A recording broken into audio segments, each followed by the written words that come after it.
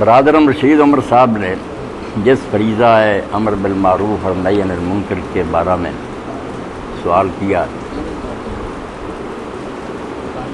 یہ فریضہ امت مسلمہ کی تخلیق کی غایت ہے۔ ہم پیدا ہی صرف اس لیے ہوئے ہیں کہ یہ کام کریں، یہ کوئی نفلی نیکی نہیں ہے کہ کوئی کرے یا نہ کرے۔ جو مسلمان یہ کام نہیں کرتا امت مسلمان سے اس کا کوئی تعلق نہیں۔ کنتم خیر امت اخرجت للناس تأمرون بالمعروف وتنہون عن المنکر، اللہ کہتا ہے کہ تم دنیا کی بہترین امت ہو اور صرف اس لیے اٹھائے گئے ہو کہ لوگوں کو نیکی کا حکم دو اور برائی سے روکو۔ اللہ کہتا ہے پیدا ہی تمہیں اس لیے کہ بہت نبی رسول آئے، مگر اللہ کے رسول پر نبوت ختم ہونے کے بعد یہ ذمہ داری تمہارے کندھوں پر ڈال دی گئی کہ اب اس کام کو تم نے سنبھالنا۔ اس لیے جیسے چھری بنانے کا مقصد ہے کہ وہ چیز کو کاٹے، اگر ڈھیر لگتے جائیں چھریوں کے مگر وہ کاٹے کوئی بھی نہ، بیکار ہے سارا کام۔ مسلم ہوں اور امر بالمعروف اور نہی عن المنکر نہ کریں، نہیں، ویسے ہی جیسے چراغ کہتے ہیں جل رہا میں روشنی نہیں دے رہا، یہ فرض بھی نہیں کیا گیا، ہو ہی نہیں سکتا کہ چراغ روشن اور ارد گرد کو وہ روشن نہ کرے۔ مسلم ہو اور وہ امر بالمعروف اور نہی عن المنکر نہ کرے، مسلم نہیں ہے۔ البتہ استطاعت کی حد تک کتنا وہ کر سکتا ہے، کوئی چھوٹا چراغ ہے، کوئی بڑا ہے، کوئی 1000 بلب کا، جتنی استطاعت توفیق ہے اس کے مطابق اس پر ذمہ داری۔ رسول کریم علیہ السلام فرماتے ہیں بیوی جو ہے وہ گھر کی راعیہ اور حاکم ہے، وہ اپنے بچوں اور گھر کی نگہبانی کرے، وہاں دیکھے کہ یہاں کوئی برائی تو جنم نہیں لے رہی۔ خاوند پورے گھر کا انچارج ہے، حاکم وقت جو ہے پوری رعیت کا حاکم ہے۔ اور امت مسلمان جو آپ ہم پڑھیں گے اس کی میں خود ابلیس مانتا ہے کہ اس امت کا دین جو ہے اس کی حقیقت کیا ہے، احتساب کائنات۔ امر بالمعروف اور نہی عن المنکر کے دوسرے لفظ شیطان نے سمجھ لیا، مسلمانوں کو نہیں سمجھ آئی۔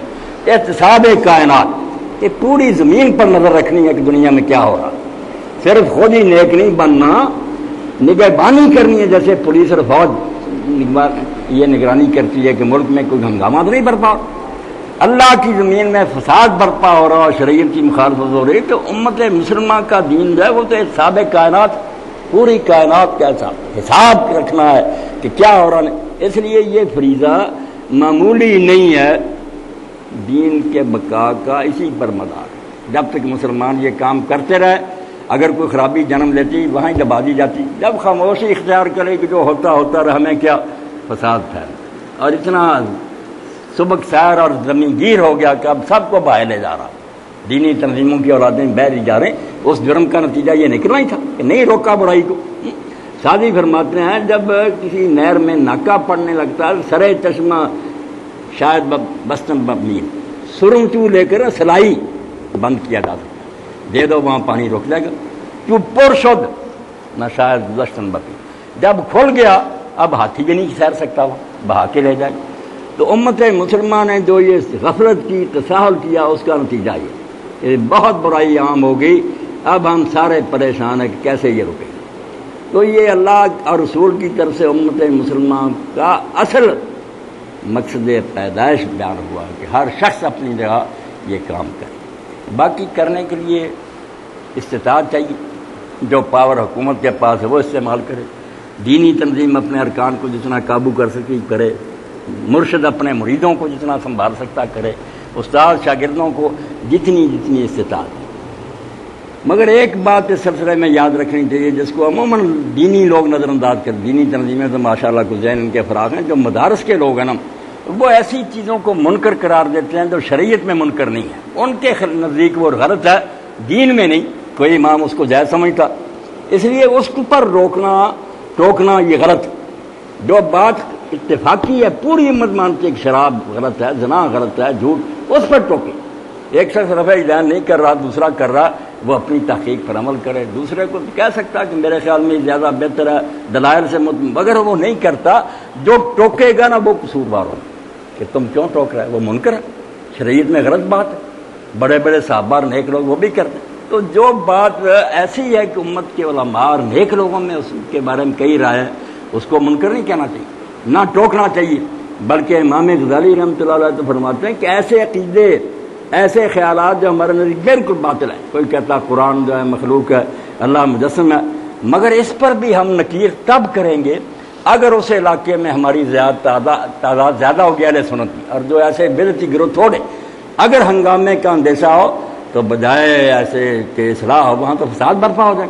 صبر کرو. یہ چھوٹی چھوٹی باتیں ہیں، دین کی بنیادی باتیں جو ان کی طرف توجہ ہو جائے.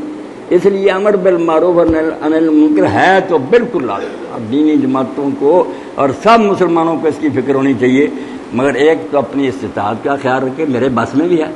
دوسرا یہ دیکھیں کہ اصلاح ہو گئی ہے، اس سے فساد بڑھ جائے گا.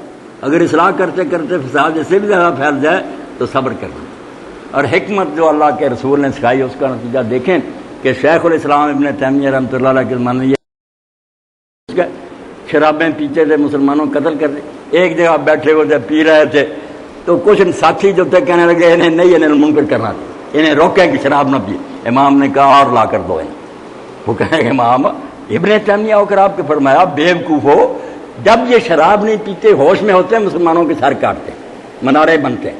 جب تک بھی ہوش رہتے ہیں مسلمان تو بچے رہتے ہیں. تم نہیں انہیں منکر کر کے شراب سے روک کر مسلمان مروانا چاہتے. مگر یہ باتیں حکیم آدمی سمجھتا جو دین کی روح سے واقف ہے کہ کہاں کیا کرنا. نادان ہے نا، وہ تھوڑے سے پھوڑے کا علاج کرتے کرتے مریض کو ہی مار دیتا. تو اللہ ہدایت دے، دین کو صحیح معنوں میں سمجھیں اور کام یہ کرنے کا. جہاں اس نے کوتاہی کی بخشے نہیں جائیں گے، چھوٹیں گے نہیں. یہ کوئی معمولی بات نہیں. جیسے میں نے عرض کر دیا کہ میری اور آپ کی جو تخلیق کی غایت ہے نا کہ مسلمان پیدا کیوں ہوا ہے، وہ یہی ہے کہ ہر مسلمان اللہ کا سپاہی ہے، بغیر تنخواہ کے اللہ کا لشکری ہے. اس نے دیکھنا کہ ردیر کیا ہو رہا، برائی کو کچلنے کے لیے اپنی کوشش پوری کر دی.